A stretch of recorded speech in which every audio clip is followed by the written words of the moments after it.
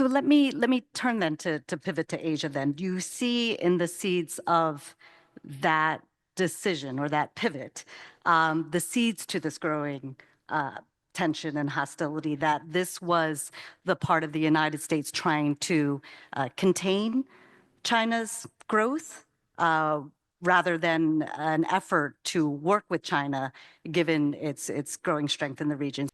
The reality is it predates the pivot to Asia. America, since 9/11, was distracted by the Middle East for roughly 10 years.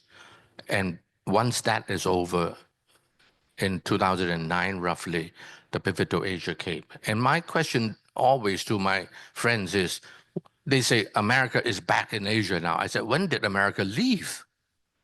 The Seventh Fleet is still by far the strongest military power. The businesses are all there. So the universities are there. So they never left. But why do you now say that pivot back to Asia?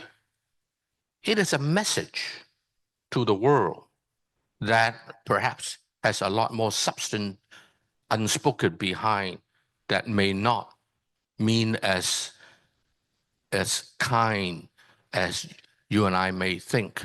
Even militarily, the two were already having a lot of problems. Like 1993, the Yinhe, the ship, that Chinese ship in Indian Ocean, stopped for 33 days, stuck, probably with the GPS system turned off. You wonder how come China has to build a Beidou system, because for 33 days a ship cannot go on. And in fact, I was talking to somebody who was in the defense ministry at that time, who was part of the decision-making process.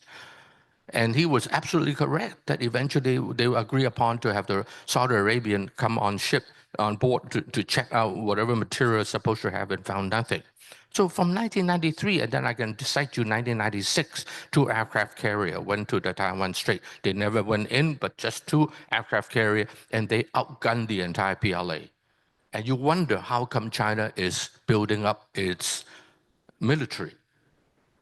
And today, China is number 1 or number 2 in terms of global trade. So how are we going to protect that?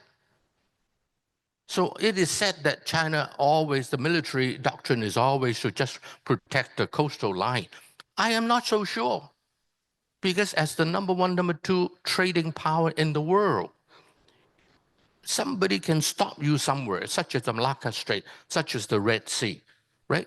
In many, such as the Gulf of, the Strait of Hormuz, in many places, it can cause you trouble. And so if China and the United States could work together, then it will minimize the need for China to expand its military as much. So, it is action, reaction, and then re-reaction, and then re-reaction, and the world just, just spiraled down. And that's exactly what I've been watching. In 1999, you have the bombing of the Belgrade embassy. And I remember Senator Mark Kirk, I think it was, came to my office about 3 years ago and said, oh, we use an old map. I said, sir, come on. Everything is electronic these days. It's updated to the second. And you're telling me that somebody opened a map, a paper map, and used an old one? You got to be kidding me. Right? And then you have 2001, you have the EP-3 spy plane. And so one day I was asked by JP Morgan to interview, as a client, I interviewed the vice chair of the International Advisory Committee, which is Bob Gates. And I said, Bob, what happened? I said, you have all these spy planes along the coast of southern China and then submarine under the water. What if the PLA are found in California coast? What will America do? And there's no answer for me, except that we did everything abiding by the international law. Say, okay, so the other guy also abide by the same rule that you abide by. Will America accept that? And there's no answer. And so, American exceptionalism from the 19th century is still alive and well.